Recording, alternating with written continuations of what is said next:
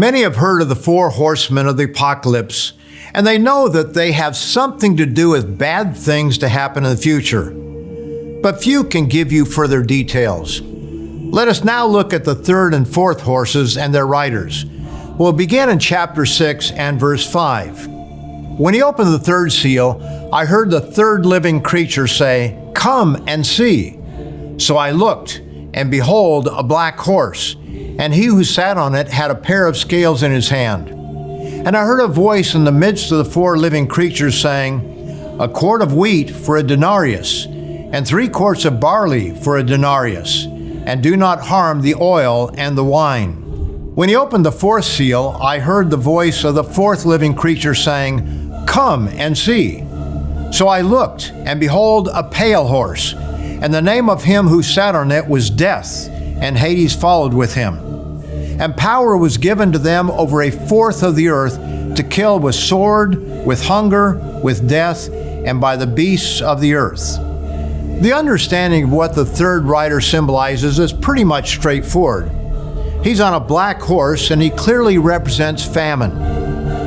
However, the rider on the pale horse is a little bit less straightforward. He represents death and Hades, a word meaning the grave. But we're left to speculate on the cause of death. Note that the last part of verse 8 says, "And power was given to them, all four of the riders, over a fourth of the earth, to kill with sword, with hunger, with death, and by the beasts of the earth." Now, beasts of the earth would hardly account for the totality of death brought about by the pale rider. And this is another reason to look to the one who reveals Jesus Christ. As presenters Wallace Smith and Rod McNair pointed out in the previous 2 programs, we must turn to the words of Jesus for explanations of these symbols. To not do so leaves open the most outrageous speculations. Matthew 24 gives us the pattern that is found here in Revelation 6. Note that the time setting is just prior to Jesus' return. We'll begin in verse 3. Now, as he sat on the Mount of Olives, the disciples came to him privately, saying, "Tell us, when will these things be? And what will be the sign of your coming and of the end of the age?" And Jesus answered and said to them, "Take heed that no one deceive you, for many will come in my name," claiming his authority, in other words, saying, "I am the Christ," in other words, preaching that Jesus is the Christ, and will deceive many. This is how we know that the rider on the white horse represents a counterfeit Christianity. Note that the signs that follow are in the same order and give us the pattern for understanding the riders. Verse 6, "And you will hear of wars and rumors of wars. See that you are not troubled. For all these things must come to pass, but the end is not yet. For nation will rise against nation, and kingdom against kingdom." These words by Jesus clearly reveal that the red horse represents warfare, and we find the same sequence of events in both Matthew 24 and Revelation 6. The next thing Jesus mentions is, "There will be famines." And this aligns with the rider on the black horse, where he has scales to measure out scarce food.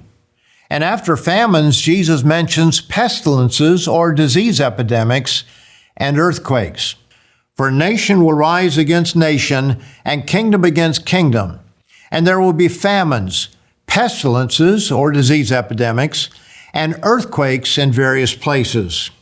It's easy to see why God used a pale horse, as sick people often look pale and sickly. But the Revelator indicates that there will be other causes of death, including earthquakes and wild animals. Collectively, these 4 riders bring death and destruction over a fourth of the earth. And power was given to them over a fourth of the earth to kill with sword, with hunger, with death, and by the beasts of the earth. The words of Jesus in Matthew 24 give us the pattern of end-time events. Counterfeit Christianity, wars, famines, and pestilences have plagued mankind since Christ spoke these words. So what's new about the 4 horsemen? Simply put, these 4 scourges are ramped up to a far greater level. The rider on the white horse, a deceptive, charismatic, miracle-working leader, called in Revelation the false prophet or the Antichrist, will emerge on the scene in the near future. He'll align himself with a political leader known as the Beast. The rider on the red horse of war will follow, the black horse of famine, and the rider on the pale horse follow in close succession. The result will be massive death affecting 1/4 of the earth. But end-time prophecy is not about 4 destructive riders only. As we read in chapter 5, the message of Revelation is contained on a scroll that is sealed not with 4, but with 7 seals. The horsemen begin their ride when each of the first 4 are opened. And once opened, they continue to the time of Christ's return. But much happens after they begin their ride. After the pale rider, the 5th seal is opened, and we read of a martyrdom of the servants of God. This is followed by the 6th seal opening terrifying heavenly signs. Notice this beginning in Revelation, the 6th chapter, and in verse 12.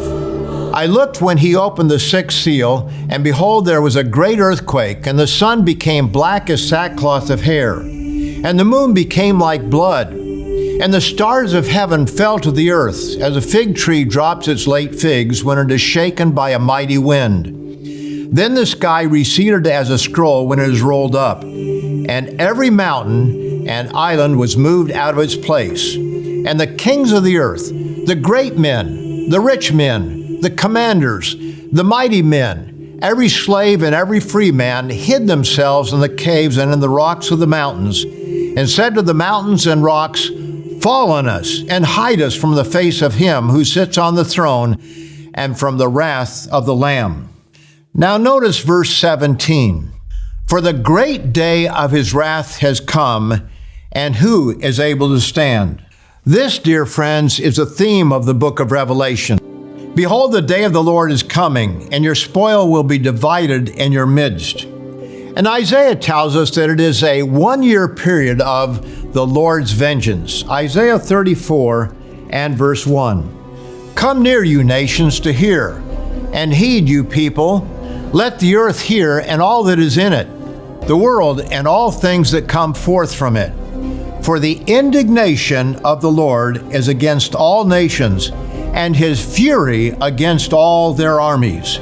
He has utterly destroyed them. He has given them over to the slaughter. Notice this, for it is the day of the Lord's vengeance, the year of recompense for the cause of Zion. Yes, the 4 horsemen are merely the prelude to the theme of Revelation, the time of Christ's wrath on rebellious mankind.